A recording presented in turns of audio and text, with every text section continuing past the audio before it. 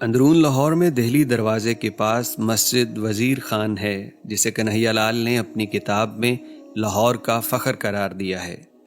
ویسے تو اس مسجد کو دو حوالوں سے ہر جگہ ذکر کیا جاتا ہے، ایک اس کا شاندار فن تعمیر اور دوسرا اس مسجد کے مینار پہ رنجیت سنگھ کا ایک طوائف سے ہم بستری کرنا۔ لیکن اس مسجد کا ایک تیسرا حوالہ میرے دل کو زیادہ بھایا، اور وہ ہے اس مسجد کو بنانے والے الشیخ علم الدین انصاری المعروف نواب وزیر خان کی عظیم شخصیت۔ ایک ایسا کردار جو یوں لگتا ہے کہ جیسے کوئی افسانہ ہے، حقیقت نہیں۔ ذرا ان کی زندگی کے اتار چڑھاؤ سنیے، شاید آپ کو بھی وزیر خان ویسا ہی نظر آئے جو مجھے نظر آ رہا ہے۔ نواب صاحب چنیوٹ کے پسماندہ علاقے میں پیدا ہوئے، فکر معاش سے تنگ آ کے لاہور کا سفر کیا، کچھ دن گزارے لیکن یہاں بھی تنگ دست ہی رہے۔ بالآخر دہلی آئے، یہاں بھی کام نہ بنا تو پھر آگرہ پہنچے۔ یہاں آئے تو معلوم ہوا کہ شہزادہ شاہ جہان کی والدہ بہت بیمار ہیں۔ طبیبوں نے بہت کوششیں کر لیں مگر بے سود۔ علم الدین انصاری حکمت بھی جانتے تھے تو انہوں نے محل میں پیغام بھیجا کہ میں ملکہ عالیہ کا علاج کر سکتا ہوں۔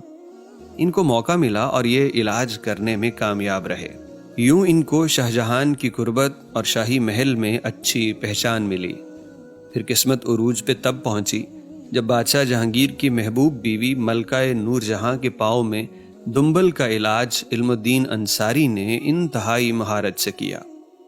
آپ کے تجسس کے لیے میں جان بوجھ کے اس علاج کی تفصیل اس ویڈیو میں ذکر نہیں کر رہا کہ جب نور جہاں کے مقبرے پہ گئے تو تب وہ تفصیل شامل کریں گے۔ لیکن اگر آپ ابھی جاننا چاہیں تو آپ کنہیا لال کی کتاب تاریخ لاہور میں اس کی دلچسپ تفصیلات پڑھ سکتے ہیں۔ نور جہاں کا کامیاب علاج کرنے پہ بادشاہ اتنا خوش ہوا کہ لاکھوں روپے علم الدین انصاری کو عطا کیے۔ ملکہ نے الگ سے نوازا، حتیٰ کہ ملکہ کی سہیلیاں اور تمام ملازمین نے بھی خوش ہو کے اپنے تمام جواہرات علم الدین کے آگے پیش کر دیے۔ کل ملا کے کوئی 22 لاکھ روپے کی رقم انہیں تحفے میں ملی۔ صرف یہی نہیں بلکہ بادشاہ سلامت نے علم الدین کو وزیر خان کا لقب دے کے لاہور کا گورنر بنا دیا۔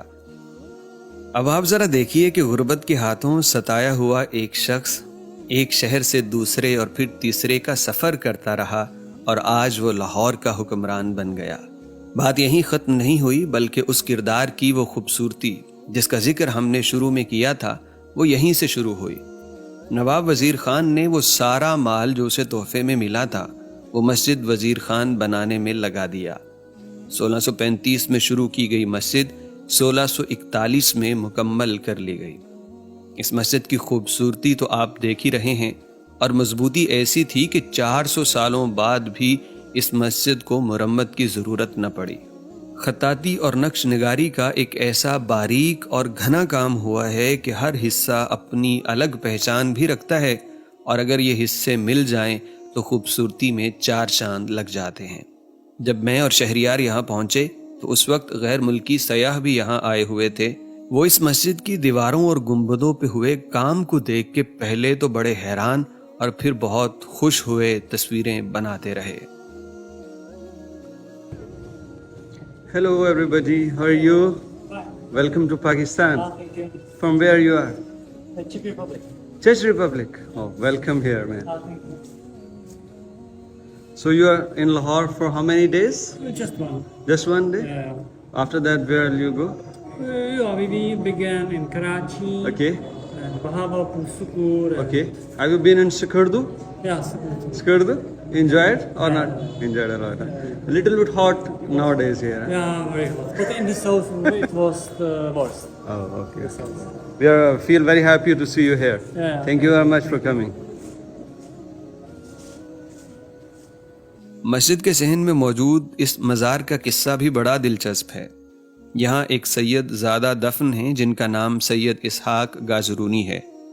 یہاں پہ دکانیں اور حویلیوں کی وجہ سے جگہ بہت کم تھی، تو نواب صاحب چونکہ ایک بڑی مسجد بنانا چاہتے تھے تو انہوں نے تمام حویلیاں اور دکانیں مکان گرا دیے، اور اس قبر کی جب باری آئی تو انہوں نے کہا کہ اس قبر کو نہیں ہٹایا جائے گا بلکہ اس کو برقرار رکھیے، قبر نیچے تہ خانے میں چلی گئی اور اس کے اوپر ایک تعویذ بنا دیا گیا۔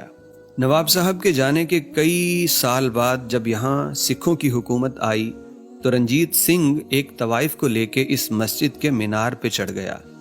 یہاں اس نے اس کے ساتھ پورا دن گزارا اور جنسی فعل کیا۔ شام ہوئی تو رنجیت سنگھ شدید بیمار ہو گیا اور اسے لوگوں نے کہا کہ تو نے اس مسجد اور مزار کا تقدس پامال کیا ہے، لہذا تجھے یہ سزا ملی ہے۔ رنجیت سنگھ اگلے ہی روز سید اسحاق گازرونی کے مزار پہ حاضر ہوا، معافی مانگی اور 500 روپے نذرانہ پیش کیا۔ سکھوں نے اپنے دور میں مسلمانوں کے مقبرے، محل اور مساجد کو بہت نقصان پہنچایا، لیکن مسجد وزیر خان کو انہوں نے اس لیے نہ چھیڑا کیونکہ یہاں یہ بزرگ دفن تھے جن کی شخصیت کو مسلمان، سکھ، ہندو سب مانتے تھے۔ یہاں کھڑے ہو کے میں سوچ رہا تھا کہ کیسا عجیب معاملہ ہے کہ ایک وقت تھا کہ اللہ والے کے حیا میں اس کی قبر کو نہ چھیڑا گیا، اور پھر وہ وقت بھی آیا کہ اسی صاحب مزار کے حیا میں یہ پوری مسجد بھی سلامت رہی۔ بے شک ہر نفع و نقصان میرے اللہ ہی کے ہاتھ میں ہے اور اسی کے امر سے سب ہوتا ہے۔